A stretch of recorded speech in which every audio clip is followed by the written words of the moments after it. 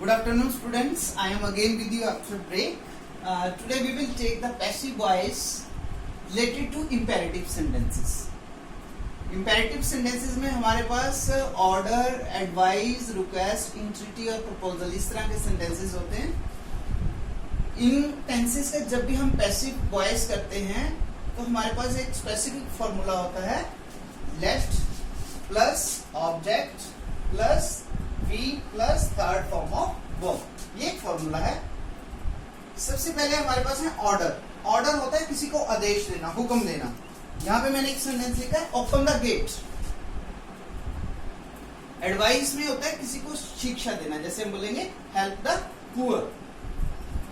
और रिक्वेस्ट में हमने प्लीज का यूज करते हैं मोस्टली. प्लीज हेल्प मी, प्रार्थना करना. इंट्रीटिव प्रपोजल में तो सलाह मशवरा किया जाता है, जैसे मैंने यहाँ पे लिखा है let's go out for walk. So सबसे पहले no I will tell you that how what is the basic rule that for imperative sentences to change from active to passive. Let plus object plus be plus V3. Open the gate, ये example तो मैंने यहाँ से choose करा है. Open यहाँ पर subject है, द गेट ऑब्जेक्ट है. फॉर्मूला बेसिक वही है. ऑब्जेक्ट को हमने सब्जेक्ट में चेंज करना है. Subject will take the place of object. Open the gate, यहाँ पे सब्जेक्ट मिसिंग है. ओपन यहाँ पे मेन वर्ब है, द गेट यहाँ पे ऑब्जेक्ट है. हमने फॉर्मूला को अप्लाई कर दिया. लेट का लेट लग गया. ऑब्जेक्ट यहाँ पे द गेट था, मैंने द गेट लगा दिया. उसके बाद बी आ गया और third form of verb that is open. Let the gate be open. लेकिन इसके साथ मैं आपको बताना चाहूंगा कि एक और भी मेथड है. अगर आपको ये फॉर्मूला अच्छा नहीं लग रहा है तो अगर आपको सबसे पहले क्लैरिफाई करना होता है कि और सेंटेंस में कोई ऑर्डर है, एडवाइस है या रिक्वेस्ट है. अगर कोई ऑर्डर है, ऑर्डर का मतलब आदेश, हुक्म, ਤੁਹਾਨੂੰ ਕਿਸੇ ਕੰਮ ਨੂੰ ਕਿਹਾ ਜਾਂਦਾ ਹੈ ਇੱਕਦਮ ਕਰਨ ਵਾਸਤੇ, फिर ਆਪਾਂ ਉੱਥੇ एक फॉर्मूला यूज करते हैं यू आर ऑर्डर्ड टू. अगर आपको पता चल गया आप ऐसे लिख सकते हैं यू आर ऑर्डर्ड टू. बस ये 4 शब्द लिखने हैं, बाकी वैसे सेंटेंस को उठा के लिख देना आपने. अब ऐसे था ओपन द गेट, तो मैंने यहाँ लिख दिया you are ordered to open the gate को मैंने वैसे कॉपी कर दिया है हमको. Open the gate. अब वो फॉर्मूलाज में you can select any one formula जो आपको इजी लगता है. या तो ये कर लो let plus object plus be plus V3, या आप कर लो you are ordered to open the gate अगर ऑर्डर दिया है. अगर कोई एडवाइस होगा तो हम लिखेंगे you are advised to help the poor. और रिक्वेस्ट होगा तो लिखेंगे you are requested to help the poor. बाकी सेंटेंस वैसे रहने. अब मैं सेकंड लिख रहा हूँ एडवाइस वाला. यहाँ पर है help the poor. The poor यहाँ पे ऑब्जेक्ट है और हेल्प यहाँ पे मेन वर्ब है. तो पहले फार्मूले से बनेगा let the poor we help. और दूसरे फॉर्मूले से बनेगा, यहां हम इसको लिख सकते हैं you are advised to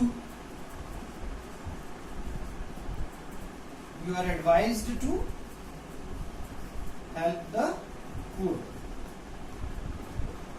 next हमारे पास रिक्वेस्ट है प्लीज हेल्प मी. उसमें एक ही फॉर्मूला चलता है यू आर रिक्वेस्टेड टू. उसमें लेट वाला फॉर्मूला नहीं चलेगा. थर्ड सेंटेंस है हमारे पास. एग्जांपल 2 है ये. एग्जांपल 3 में मैं यहाँ पे लिख रहा हूँ please help me. Please help me. तो यहाँ पे फॉर्मूला चलाएंगे you are requested to help me. इसमें लेट वाला फॉर्मूला नहीं चलता है. You are requested to help me. ये तो थे हमारे इंपेरेटिव सेंटेंसेस. अब हम कुछ जिस तरह से हमारी 8 टाइप्स हैं सेंटेंस बेस पे. प्रेजेंट इंडेफिनिट का बनता है, पास्ट इंडेफिनिट का बनता है, as I have explained in my previous videos. Today एक टाइप मैंने आज आपको बता दी इंपेरेटिव सेंटेंसेस की. इस तरह से इनकी 8 और टाइप्स हैं. आज मैं आपके सामने एक और एक्सप्लेन करूंगा साथ में. वो है हमारा WH वाला. ग्रामर में lot of practice is given. 8th standard का ग्रामर ले लो, 9th का ले लो, 10th का ले लो, वहां पे प्रैक्टिस दी हुई है इंपेरेटिव सेंटेंसेस की. आज प्रैक्टिस करनी है सारे बच्चों ने. आज मैं एक और टाइप आपके साथ ले रहा हूँ WH, हु वाली. हु वाले सेंटेंसेस में कुछ नहीं करना होता आपने, बस बेसिक चीज को समझने की कोशिश करो. हु वाले सेंटेंसेस में हु की जगह हमने क्या लगाना है, वाई हूं.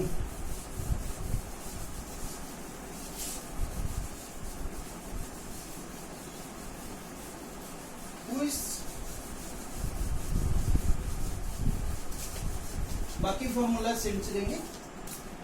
हु की जगह पे आपने क्या लगाना है, वाई हूं।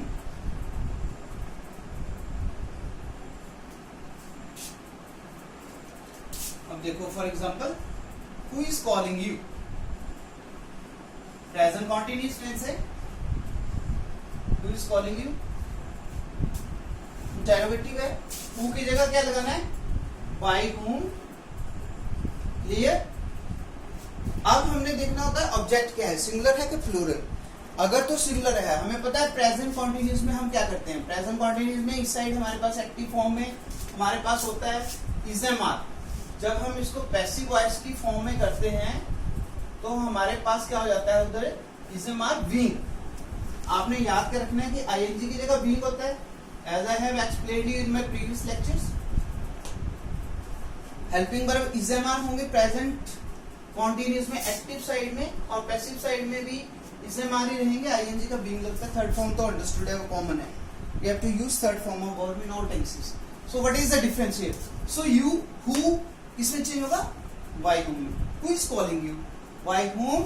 अब यू यहाँ पे यू के साथ आर लगेगा, इज एम आर तीनों से उठाना है हमने, by whom are you, ING की जगह लगा being called, sign of interrogation is there, who is calling you by whom are you being called. एक और लिखता हूं, चलो एग्जांपल 2,